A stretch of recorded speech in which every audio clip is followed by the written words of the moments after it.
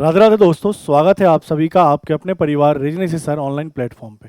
दोस्तों, आज की क्लास में अपन नंबर सिस्टम पढ़ेंगे और नंबर सिस्टम की अपनी क्लास नंबर सेकेंड है, ये दूसरी क्लास है। इससे पहले एक क्लास ऑलरेडी आ चुकी है। उस क्लास में मैंने आपको बहुत सारे क्वेश्चन कराए थे और साथ में कॉन्सेप्ट समझाया था। आज की क्लास में अलग तरीके के क्वेश्चन को देखेंगे, उनके कॉन्सेप्ट को समझेंगे और हर एक क्वेश्चन का क्या करेंगे, बेहतरीन सॉल्यूशन करेंगे। चलिए सेशन की शुरुआत करते हैं और आज अपनी दूसरी क्लास होगी। और दूसरी क्लास की बात करें तो इसमें आज का अपना पहला जो क्वेश्चन है वो क्वेश्चन ये है। क्वेश्चन क्या कह रहा है कि यदि x का घात 9 प्लस x का घात 8 प्लस x का घात 3 प्लस x प्लस 1 को x प्लस 2 से विभाजित करे तो शेषफल क्या आएगा। ये भी रिमाइंडर थ्योरम का क्वेश्चन है, रिमाइंडर निकालने का क्वेश्चन है, शेषफल निकालने का क्वेश्चन है। अब ऐसे क्वेश्चन में अगर शेषफल निकालना है तो करना क्या होता है। एक तो तरीका ये है कि इस पूरे में इसका भाग लगाओ, तो आपको भाग लगाना आना चाहिए, सबसे पहली बात ये।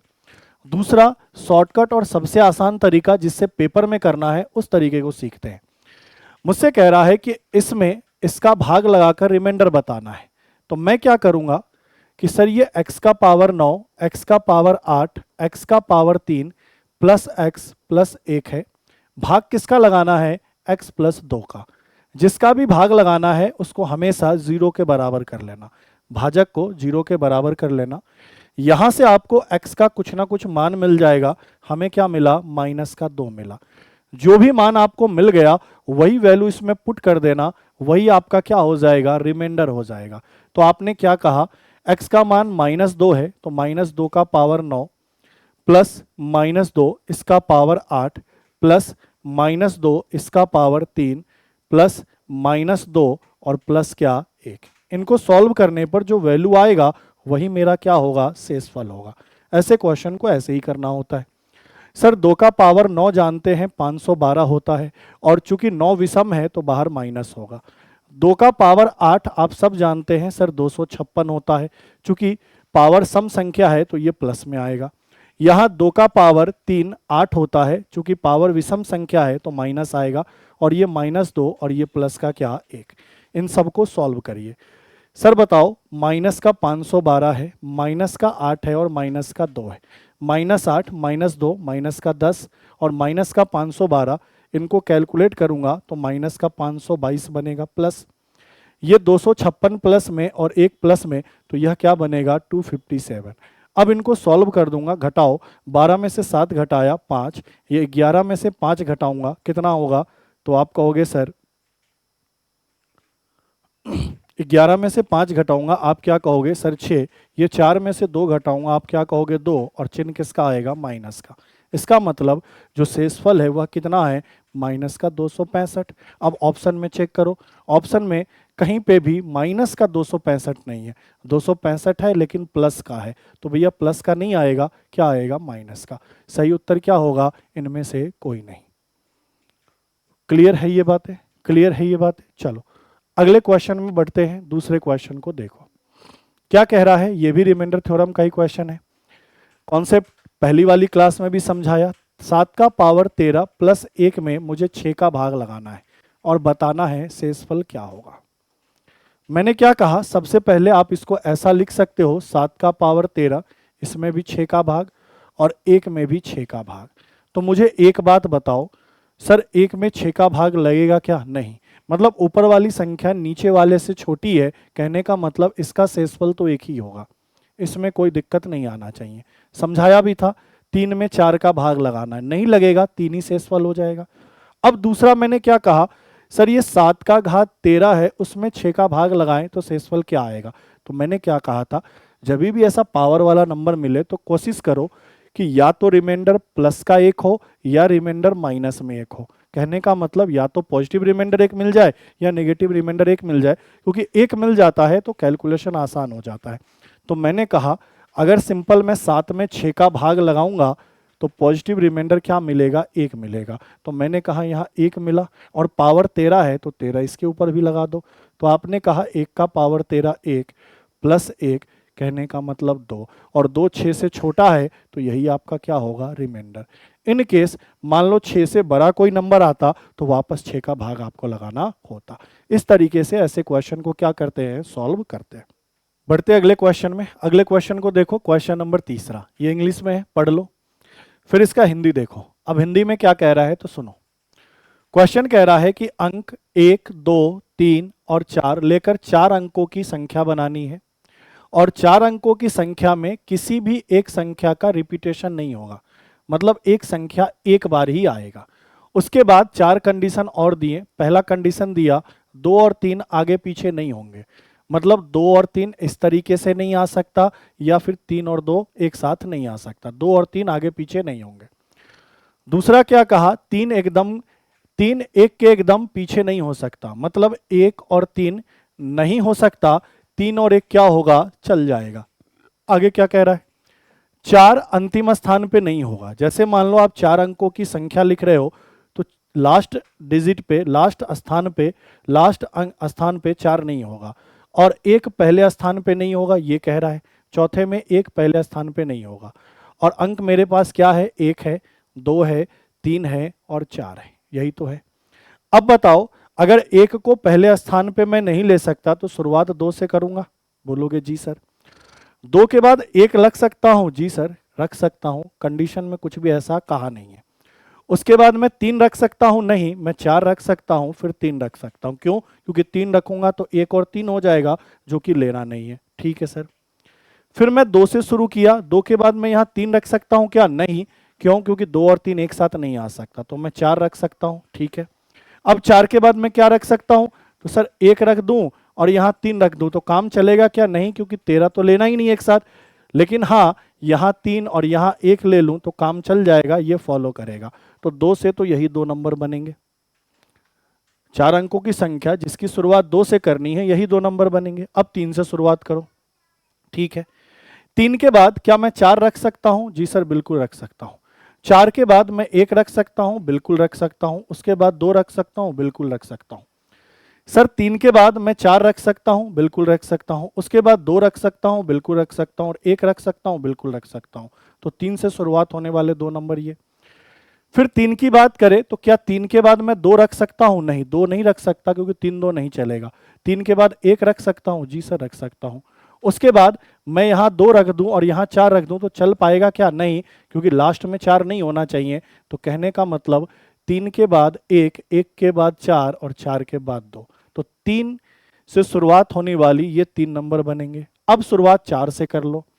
4 से शुरुआत किया तो क्या 4 के बाद मैं 1 रख सकता हूं? कोई दिक्कत नहीं। क्या 1 के बाद मैं 3 रख सकता हूं? नहीं, क्योंकि 3 तो लेना ही नहीं है। मैं 2 रख सकता हूं, जी सर रख लो। और उसके बाद मैं 3 रख लूं, जी सर रख लो, लेकिन 2 और 3 भी एक साथ नहीं लेना है, मतलब ये चीज भी नहीं चलेगा। तो मुझे बताओ, 4 के बाद मैं 2 रख सकता हूं? नहीं। ठीक है। 4 के बाद मैं 2 रख सकता हूं, जी सर रख सकता हूं। 1 रख सकता हूं, बिल्कुल रख सकता हूं। उसके बाद यहां 3 रख सकता हूं? नहीं सर, ये कंडीशन फॉलो नहीं कर रहा है। इसका मतलब क्या है, 4 के बाद मैं 3 रखूं, 3 के बाद मैं क्या रखूं? 1 रखूं, और 1 के बाद क्या रखूं? मैं 2 रखूं। काम चल जाएगा? बोलोगे जी सर चल जाएगा। ठीक है। तो आपने कहा कि सर 2 तो ये, 3 ये, तो 1 2 3 4 5 6, यही 6 नंबर क्या है? पॉसिबल है इस कंडीशन के अनुसार। तो ऑप्शन नंबर ए अपने क्वेश्चन का क्या होगा? बिल्कुल ही सही उत्तर। ठीक है। तो जो भी कंडीशन है उस कंडीशन को फॉलो करना है, और फॉलो करने के बाद इन 4 अंकों से 4 अंकों की संख्या बनानी है। कितनी बन सकती है ये आपने बना ली, और बनाने के बाद देखा कि टोटल 6 बन सकती है। ठीक है, यहां तक की कहानी क्लियर है। चलिए आगे बढ़ते हैं, अगले को देखो। अच्छा, आगे बढ़ने से पहले कोई भी बच्चा जो पीएसआई की तैयारी कर रहा है, आरएस की तैयारी कर रहा है, मैथ और रीजनिंग का कॉम्बो बैच आप परचेज कर सकते हो, जहां आप कॉन्सेप्ट को अपना अच्छा बना सकते हो और बहुत सारे क्वेश्चन की प्रैक्टिस कर सकते हो, जिससे पेपर में कोई क्वेश्चन आए तो आपसे 100% बन जाए। तो इसके लिए आप क्या कर सकते हो, तो मैथ और रीजनिंग का कोर्स आपको पीएसआई के लिए कॉम्बो 1500 का अवेलेबल हो जाएगा, और आरएस के लिए 1600 रुपये में अवेलेबल हो जाएगा। फीचर्स यहाँ दिए हुए हैं, फीचर्स को भी देख लेना। जो फीचर्स दिया है वो आपको साथ में मिल जाएगा। क्लियर है? कहाँ से ये कोर्स परचेज करोगे, तो लिंक डिस्क्रिप्शन में है, या फिर अपना एप्लीकेशन का नाम है रीजनिंग ऋषि सर, जिसको गूगल प्ले स्टोर से डाउनलोड कर लो, लॉगिन कर लो, और कोर्स को क्या कर लो? परचेज कर लो। इससे आपका कॉन्सेप्ट बढ़िया हो जाएगा। चलिए सर आगे बढ़ते हैं।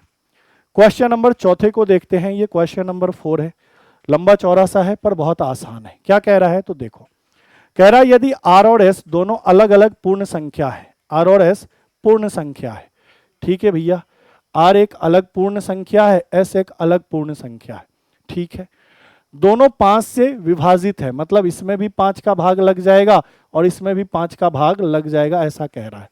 तो इनमें से कौन सा कथन इनमें से कौन सा अनिवार्यत सही नहीं है, मतलब कौन सा कथन सही नहीं है, इन चारों में से ये बताना है।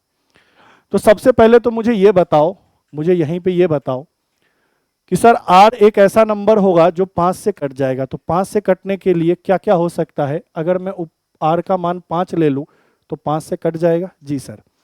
अगर मैं एस का मान 10 ले लूं, और अलग अलग लेना है, लिखा है ना, दोनों अलग अलग लेना है, तो अगर इसका मान मैंने 5 ले लिया तो इसका मान मुझे 5 नहीं लेना पड़ेगा, मैं 10 ले लूं तो क्या ये 5 से कट जाएगा, बोलोगे जी सर। 2 नंबर लेना था, ले लिया जो 5 से कट जाए, ठीक है। तो मैंने कहा आर मेरे पास 5 है, एस मेरे पास 10 है, अब इनको करके देखो। सर पहला ऑप्शन कह रहा है कि आर और एस को घटाएंगे तो 5 से कट जाएगा, जी सर। इन दोनों को घटाओ, घटाने पर कितना आएगा, 5 आएगा, और 5 में 5 का भाग लग जाएगा, ये सही कह रहा है। दूसरा कह रहा है आर और एस को जोड़ो, जोड़ने पर कितना आएगा, 15, तो क्या यह 5 से कट जाएगा, क्या यह 10 से कट जाएगा, 5 से नहीं कह रहा है, 10 से कह रहा है, लिखा है ना कि आर और एस को जोड़ो, तो क्या यह 10 से कट जाएगा, तो देखो 10 और 5 15, 15 10 से नहीं कटेगा, मतलब ये गलत कह रहा है। तीसरा देखो क्या कह रहा है, आर में एस का गुना करे, मतलब 5 गुना 10 करे तो 50 आएगा, क्या यह 25 से कट जाएगा, जी सर कट जाए। चौथे को देखो, चौथा क्या कह रहा है, तो चौथा ये कह रहा है R square plus S square, इसको 5 से भाग लगाएं तो लगेगा या नहीं लगेगा, तो आपने कहा आर कितना है 5, 5 का स्क्वायर, और एस कितना है 10, 10 का स्क्वायर, यह कितना होगा, तो 25, यह 100, टोटल कितना 125, क्या 125 में 5 का भाग लग जाएगा, बोल रहा है कि 5 का भाग लगेगा नहीं, लग जाएगा। इसका मतलब क्या है, सर इनमें से कौन सा कथन सही नहीं है, तो सर ये दूसरा कथन सही नहीं है, पहला सही है, तीसरा सही है, चौथा सही है, दूसरा कथन सही नहीं है, तो यही अपना क्या हो जाएगा, आंसर हो जाएगा। क्लियर है, चलिए अगले क्वेश्चन की तरफ बढ़ते हैं। अगले क्वेश्चन को देखो, क्वेश्चन नंबर 5 क्या कह रहा है, 100 से 300 के बीच 2 से शुरू होने वाली या 2 पर समाप्त होने वाली कितनी संख्या है। ऐसे सभी नंबर को काउंट करके बताना है 100 से 300 के बीच में, जिसकी शुरुआत 2 से हो या फिर एंड 2 से हो, ये बताना है। तो देखो एक सीधी सी बात है, 100 से 200 तक की बात करें तो सुनना, अगर मैं पहले 100 से 200 तक की बात करूं या फिर 199 तक की बात करूं, कहां से कहां तक, 100 से 199 तक बात करूं, तो कौन कौन से ऐसे नंबर होंगे जिसका एंड 2 से होगा, तो आप क्या कहोगे, सर 102, 112, 122, 132, 142, 152, सर 162, 172, 182, 192, 92, तो टोटल कितने हो गए, 1 2 3 4 5 6 7 8 9 10, मतलब 100 से 199 तक टोटल 10 ऐसी संख्या होंगी जिसका अंत किससे होगा, 2 से होगा, ठीक है।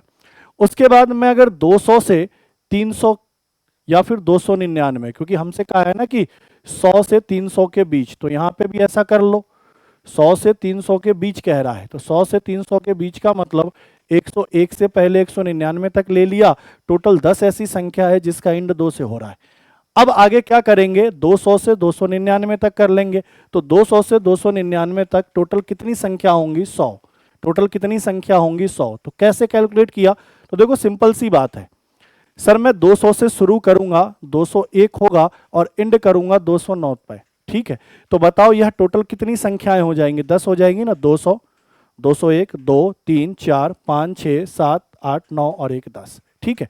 वैसे ही मैं यहां शुरुआत किससे करूंगा, 210 से, एंड कहां करूंगा, 219 पे, तो भी 10 होंगी, हाँ या ना। फिर शुरुआत करूंगा 220 पे, एंड कहां से करूंगा, 229 पे, तो भी 10 होंगी। तो ऐसे ही जब आप बढ़ोगे, यहां पहुंचोगे, 290 से शुरुआत करोगे और 299 पे एंड करोगे तो 10 होंगे। तो कितने बन जाएंगे, 10 10 20 10 30, फिर ये 230 वाला, 240 वाला, 250 वाला, 260 वाला, 70 80 90, ठीक है। तो 10 10 सब में आएंगे, तो टोटल 10 में 10 10 आएंगे, तो कहने का मतलब कितने आएंगे, 100 आएंगे। तो हमने कहा 100 से 299 तक टोटल 110 संख्या ऐसी होंगी, या तो इसकी शुरुआत 2 से हो रही होगी या फिर इसका अंत 2 से हो रहा होगा, कोई भी एक चीज, या तो शुरुआत हो जाए या फिर क्या हो जाए, अंत हो जाए। सही उत्तर क्या होगा, 110 होगा। क्लियर है? चलो, ऐसे भी आप सोच सकते थे। चलिए अगले को देखिए, क्वेश्चन नंबर 6 कह रहा है 2 का पावर 41 को 7 से भाग देने पर शेषफल क्या आएगा। आपने कहा सर 2 का घात 41 है, इसमें 7 का भाग लगाकर रिमाइंडर बताइए। और मैंने क्या कहा था शेषफल वाले क्वेश्चन में, कोशिश करो कि या तो रिमाइंडर प्लस का 1 बन जाए या माइनस का 1 बन जाए, क्योंकि प्लस माइनस बनने, प्लस का 1 या माइनस का 1 बनने से कैलकुलेशन क्या होता है, आसान।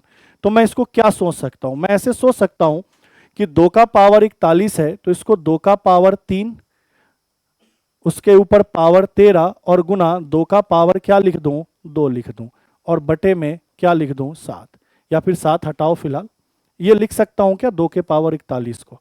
अब बोलोगे कैसे तोड़ा, तो मैंने देखा नीचे 7 है, अगर ऊपर 8 बन जाए या 7 बन जाए, सॉरी ऊपर 8 बन जाए या फिर 6 बन जाए, क्यों, क्योंकि अगर 6/7 होगा तो निगेटिव रिमाइंडर -1 आ जाएगा, और 8/7 होगा तो पॉजिटिव रिमाइंडर 1 आ जाएगा। तो मैं तो या तो इसको 6 बनाऊंगा या तो इसको 8 बनाऊंगा। तो मैं 2 का घात कुछ भी ले लूं, 6 बन पाएगा क्या, नहीं। लेकिन 2 का घात 3 लूंगा तो 8 बन पाएगा। तो मैंने कहा भैया 2 का घात 3 ले लिया। अब 3 लिया तो यहां क्या लिया, 13, तो ये देखो 2 का घात 39 हो गया, 13 या 39, और बगल में 2 का घात 2 लिख दिया, तो इसका मतलब 2 का घात 41 ही तो है। जी सर। अब देखो यह 8 का घात 13 हो गया और गुना कितना हो गया, 4 हो गया, दोनों में 7 का भाग लगाना है। तो मुझे एक बात बताओ, अगर मैं 7 का भाग लगाऊंगा, 8 में 7 का भाग लगाऊंगा तो रिमाइंडर कितना बचेगा, 1, और इसके ऊपर पावर कितना, 13। 4 में 7 का भाग लगाऊंगा तो सर रिमाइंडर 4 ही तो रहेगा, क्यों, क्योंकि 7 से छोटा है, तो आपने कहा गुना 4 रहेगा। ठीक है, यहां मैंने देखा 1 का पावर 13 करूंगा 1 होगा, यह 4 होगा, 4 में 1 का गुना कितना आया, 4, और 4 7 से छोटा भी है, तो सर रिमाइंडर अपना क्या आएगा, 4 आएगा। ऑप्शन नंबर ए क्या है सही। मान लो इन केस यहाँ पे 16 आ जाता तो 7 से बड़ा होता, तो वापस 7 का भाग लगाते और तब जाकर रिमाइंडर बताते। ठीक है, इस तरीके से रिमाइंडर वाले क्वेश्चन सॉल्व करते हैं, और ये सब कॉन्सेप्ट क्लियर होगा तो आसानी से आप कर लोगे, आपको दिक्कत कभी नहीं आएगी। कॉन्सेप्ट नहीं क्लियर तो दिक्कत आएगी। अब ये देखो, ये भी बहुत बेहतरीन क्वेश्चन है। कह रहा 10 का पावर 25 में से 7 घटाइए और 10 का पावर 24 में x, इन दोनों का अगर आप अंतर लेंगे तो जो अंतर आएगा वो 3 से कटना चाहिए। 3 से कटना चाहिए। 3 से कौन सी संख्या कटेगी, जो 3 के पहाड़े में होगी, 3, 3 दूनी 6, 3 तिया 9, 3 चौका 12, मतलब 3 के पहाड़े में जो होगी वही तो 3 से कटेंगी। बोलोगे जी सर। तो मुझे बताओ सर, ये 10 का पावर 25 माइनस 7 एक संख्या है, और 10 का पावर 24 प्लस 1 दूसरी संख्या है। इनको घटाना है और घटाकर पता करना है कि x के जगह क्या ले लिया जाए कि 3 का भाग लग जाए, यही पता करना है। ठीक है भाई, मुझे बताओ क्या मैं इसको 10 का पावर 25 का 25 रहने दूं, इसको 7 का 7 रहने दूं, माइनस से इसमें गुना होगा तो ये माइनस 10 का पावर 24 और ये माइनस x होगा क्या, बोलोगे जी सर। और देखो और आगे क्या कर सकते हैं, तो सर ये जो पावर वाला नंबर है इसको एक साथ लिख लो, 10 का पावर 25, 10 का पावर 24, और नॉर्मल जो है उसको एक साथ लिख लो, -7 माइनस एक्स। अब मुझे बताओ इसमें से मैं 10 का पावर 24 कॉमन ले सकता हूं, जी सर। तो क्या बचेगा, 10 माइनस 1। क्या किया मैंने, तो देखो भाई 10 के ऊपर घात 25 है, यहाँ 10 के ऊपर घात 24 है और इनको घटाना है।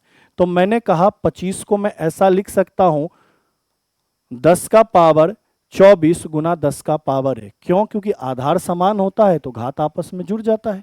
ठीक है, अब यहां भी 10 का पावर 24, यहां भी 10 का पावर 24, तो 10 का पावर 24 कॉमन निकला, तो यहां 10 का पावर 1 10 होगा और यहां 1 होगा, ऐसे कॉमन निकला तो आपने निकाल लिया।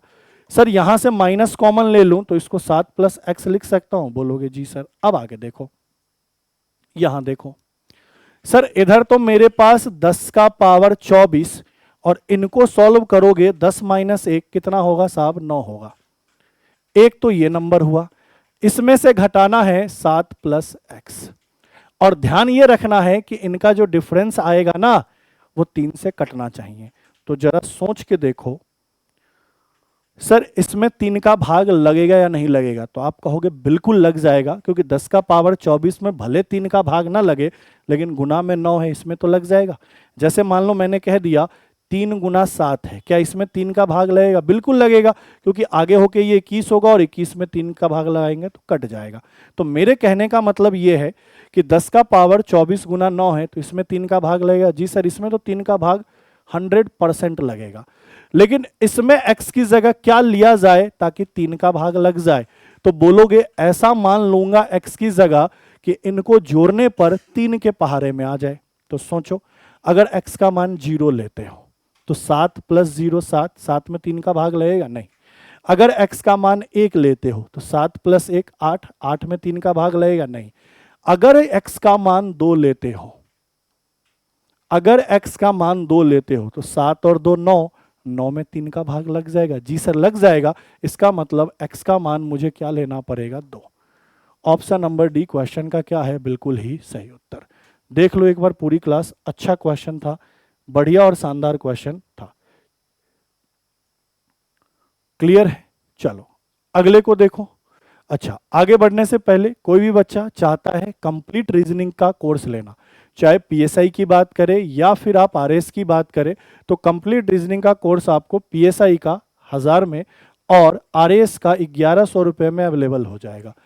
लिंक इसका डिस्क्रिप्शन में है, वहां से एप्लीकेशन को डाउनलोड कर लीजिएगा और कोर्स को परचेज कर लीजिएगा। आप इंडिविजुअल बैच भी ले सकते हो रीजनिंग का और मैथ का, और चाहो तो कॉम्बो बैच भी ले सकते हो जिसमें मैथ और रीजनिंग दोनों कंप्लीट होगा, चाहे पीएसआई की बात करें या फिर आरएस की बात करें।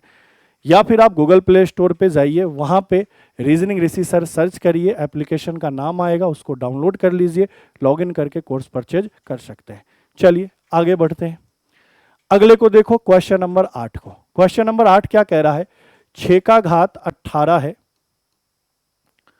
7 का घात 11 है और गुना 9 का घात 13 है। कह रहा है इसमें अभाज्य खंडों की संख्या बताए। इसको सही कर लेना, ये अभाज्य खंड होगा, ठीक है। प्राइम फैक्टर करना है, मतलब अभाज्य खंड की संख्या बतानी है। अभाज्य खंड की संख्या का मतलब कितने अभाज्य नंबर है इसको काउंट करके बताना है। तो कैसे करोगे? देखो क्या बताया था, मैंने कहा कि भाई मैं यहां इसको गौर से देख रहा हूं, तो 7 तो अभाज्य संख्या है, तो 7 का पावर 11 तो रहने दो, और 7 का पावर 11 मतलब 7 11 बार आएगा, मतलब 11 अभाज्य संख्या तो यहां से मिल जाएगा। क्या ये 6 अभाज्य संख्या है? नहीं।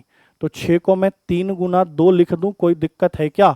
और इसके ऊपर पावर 18। 3 गुना 2 ही क्यों लिखा? क्योंकि 3 भी अभाज्य है और 2 भी अभाज्य है, ठीक है भाई। क्या ये 9 अभाज्य संख्या है? नहीं सर। क्या मैं 9 को 3 का वर्ग लिख दूं और इसके ऊपर पावर तो 13 होगा ही होगा। अब आपको यह भी बता रखा है कि मान लो a गुना b है और इसके ऊपर पावर n है, तो आप कह सकते हो a का पावर n और b का पावर n। चाहे इसको सॉल्व करो चाहे इसको सॉल्व करो, बात तो क्या है भाई? बराबर है, ठीक है। ये चीज किस में पढ़ा है? तो एक्सपोनेंट वाले में पढ़ा है, सर्ट्स एंड इंडिसेस में पढ़ा है। तो यहां मुझे बताओ, यह 3 का पावर 18, इसको लिख सकता हूं 2 का पावर 18। सर ये 7 का पावर 11 तो रहेगा ही रहेगा, और इनका आपस में गुना हो जाएगा, तो 3 का पावर कितना बनेगा? 26 बनेगा। अरे बोलो हाँ या ना। थोड़ा और गौर करो, सर 2 का पावर 18 रहने दीजिए, 7 का पावर 11 रहने दीजिए। अब यहां भी 3 है, यहां भी 3 है, तो पावर को आपस में जोड़ सकते हो? जी सर। 26 में 18 जोड़िए, तो आपने कहा सर 4, 2 1 3 और यह कितना? 4, 8 6 14, 2 1 3 और 1 4, तो 44। अब बताओ गौर से, गौर से बताओ, 2 अभाज्य संख्या है तो 2 का पावर 18 है, तो 18 बार तो 2 आएगा। 7 अभाज्य संख्या है जी, 7 का पावर 11 है, तो 11 क्या हो? 11 बार 7 आएगा, ठीक है। 3 का पावर 44 है, तो 3 कितनी बार आएगा? 44 बार। तो हमसे यही तो पूछा कितनी अभाज्य संख्या आएंगी, उनको काउंट करके बताओ। कर दो, 8 4 12 और 1 13, 4 2 6 और 1 7, तो टोटल 73 अभाज्य संख्या आएंगी। कब? जब इनको मैं कैलकुलेट करूंगा तब, ठीक है। अच्छा क्वेश्चन था ये भी। चलो भाई अगले को देखो, क्वेश्चन नंबर 9। अब क्या कह रहा है? आपके पास एक नंबर दे दिया 1 2 3 4 गुना 5 गुना 6, और ऐसे ही कर रहा है कि 50 तक अगर गुना करोगे तो गुना करके आपको लिखना नहीं है, ये बताना है कि इसमें 2 कितनी बार आएगा, 2 कितनी बार आएगा। तो कल होके मान लो इसमें ये भी पूछ लेता 5 कितनी बार आएगा, ये भी पूछ सकता था 3 कितनी बार आएगा, कुछ भी पूछ सकता है। सबसे पहले एक बात बताओ, शुरुआत कहां से हुई है? 1 से। तो 1 से शुरुआत होता है तो नेचुरल नंबर होता है, मतलब प्रथम 50 नेचुरल नंबर को गुना करना है और बताना इसमें 2 कितनी बार आएगा। तो निकालने का तरीका क्या होता है? सर जो भी अंतिम संख्या है उसको ले लीजिए, 50 है तो 50 ले लीजिए। किसकी काउंटिंग करनी है? 2 की काउंटिंग करनी है, तो 2 का भाग लगाइए। 2 का भाग लगाओगे तो भागफल कितना आएगा? 25। क्या 25 2 से छोटा है? नहीं। तो वापस इस 25 में 2 का भाग लगाओगे, तो 25 में 2 का भाग लगाओगे तो 12.5 बार में कटेगा, पर अपने को एग्जैक्ट वैल्यू लेना है कि 25 में 2 का भाग लगाएंगे तो 12 बार में, हालांकि दशमलव में आएगा लेकिन हमें सिर्फ पूर्ण संख्या लेना होता है। तो हमने क्या कहा? 12। फिर वापस 12 में मैंने क्या किया? 2 का भाग लगाया, यहां लिख रहा हूं एक बार यहां समझना। 50 में 2 का भाग लगाया, कितनी बार में कटेगा? 25 बार में। फिर 25 में 2 का भाग लगाया, कितनी बार में कटेगा? 12 बार में। फिर 12 में 2 का भाग लगाया, कितनी बार में कटेगा? 6 बार में। फिर 6 में 2 का भाग लगाया, कितनी बार में कटेगा? 3 बार में। फिर 3 में 2 का भाग लगाया, कितनी बार में कटेगा? 1 बार में। अब रुक जाना, तब तक भाग लगाते जाना जब तक ये जो भागफल है ना यह 2 से कम ना आ जाए, ठीक है। अब उसके बाद क्या करना? जो भी भागफल है सबको जोड़ लो। किसको किसको? सर 25 को, 12 को, 6 को, 3 को और 1 को जोड़ो भाई। ये क्या? 10 और ये क्या? 7। 17, 2 1 3 और 1 4। तो आपने कहा 47 बार 2 आएगा। कितनी बार 2 आएगा? 47 बार। कल होकर 5 काउंट करने के लिए कहता तो 5 का भाग लगाते, और तब तक लगाते जब तक भागफल 5 से छोटा ना आ जाए, ठीक है। यही कॉन्सेप्ट का यूज करके आप number of zero find out करते हैं, शून्य की संख्या दाएं तरफ से फाइंड आउट करते हैं, इसी कॉन्सेप्ट का यूज करके। चलो अगले क्वेश्चन को देखो। लो अगला क्वेश्चन वही है, शून्य की संख्या ज्ञात करने वाला ही। अब देखो यहां पे क्या कह रहा है कि शुरुआत हुआ है 1 से, फिर कह रहा है 2 गुना 3 गुना 4 गुना 5 और ऐसे ही गुना करते गया कहां तक? 50 तक। और कह रहा है कि इस यह s बराबर है, और कह रहा है इसको गुना कर लो। गुना करने के बाद बताओ s में शून्यों की संख्या क्या होगी? गिनना किधर से है? तो इकाई की तरफ से, इधर से, इस साइड से, ठीक है। तो शून्यों की संख्या ज्ञात करनी है। तो ध्यान देना, कभी भी एक शून्य ज्ञात करना मतलब 10 का गुना होना, और 10 को जब मैं तोड़ूंगा तो ये 5 गुना 2 लिखा जाता है, हाँ या ना? मतलब अगर एक जीरो लाना है ना लास्ट में, तो मुझे क्या करना पड़ेगा? 10 का गुना करना पड़ेगा। और 10 आता कैसे है? तो 5 और 2 से, 5 गुना 2 से। अब क्या करना होता है? तो हमें बस चेक करना होता है कि 5 और 2 के, 5 और 2 के कितने जोड़े बने, कितने जोड़े बने। 5 और 2 के जितने जोड़े बनेंगे ना, इसके अंदर उतनी ही बार जीरो आएगा। 5 और 2 के जितने जोड़े बनेंगे ना, उतनी ही बार जीरो आएगा। जैसे एग्जाम्पल के तौर पे मैंने कहा कि 5 का स्क्वायर गुना 2 है, तो सर यहां 5 के कितने जोड़, 5 और 2 के कितने जोड़े बने? एक ही जोड़ा तो बना। अरे बोलो हाँ या ना, कैसे? तो सर 5 का स्क्वायर मतलब 5 गुना 5 गुना 2, तो सर ये एक ही जोड़ा तो बना, 5 गुना 2 10 मिलकर एक बार जीरो आएगा। मान लो मैंने कह दिया यहां 5 का घात 2 है, यहां 2 का घात 2 है, तो 5 और 2 के कितने जोड़े बने? तो सर 2 जोड़े बने। कैसे? सर ये 5 गुना 5 है, ये 2 गुना 2 है, तो एक जोड़ा ये 5 दूनी 10, एक जोड़ा ये 5 दूनी 10, ठीक है। मान लो कल होकर मैंने कहा 5 का घात 3 है और 2 का घात 2 है, तो कितने जोड़े बने? अभी भी 2 बने। कैसे? तो सर 5 का घात 3 मतलब 5 को 3 बार, और 2 का घात 2 मतलब 2 को 2 बार, तो एक जोड़ा ये, एक जोड़ा ये 5 तो अकेले रह गया। इसके साथ जब तक 2 नहीं आएगा तो 10 बना नहीं पाएगा, और 10 बना नहीं पाएगा तो जीरो ला नहीं पाएगा। क्लियर है? तो आपको मेनली जोड़े खोजने होते हैं 5 और 2 के, जितने जोड़े बनेंगे उतना ही जीरो आएगा। ये बात क्लियर हो गई। अब इसको खोजने का तरीका ये नहीं होता है, ये तरीका नहीं होता, इसको खोजने का तरीका ये होता है कि मैंने देखा 5 और 2 है, 5 और 2 है, 2 का पावर 1 है और 5 का पावर क्या है, 2 है। तो दोनों में से किसका पावर कम है, 2 का पावर 1 है, जो कम पावर वाला होगा उतना ही जोड़ा बनेगा। यहां बताओ, यहां भी पावर 2, यहां भी पावर 2, तो 2 जोड़े, यहां पावर 3, यहां पावर 2, तो 2 जोड़े। कम वाला सिर्फ पावर से देखना है।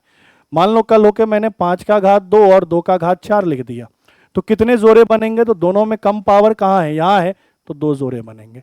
मान लो कल होकर मैंने 5 का घात 7 और यहाँ 2 का घात 8 लिख दिया, तो कितने जोड़े बनेंगे, यहाँ 7 जोड़े बनेंगे। देखो दोनों में से कम बार कौन आ रहा है, 5 कम बार आ रहा है, 5 का घात 7 मतलब 5 7 बार आएगा और 2 8 बार आएगा। तो जो कम बार आता है उतने ही जोड़े क्या होते हैं, बनते हैं।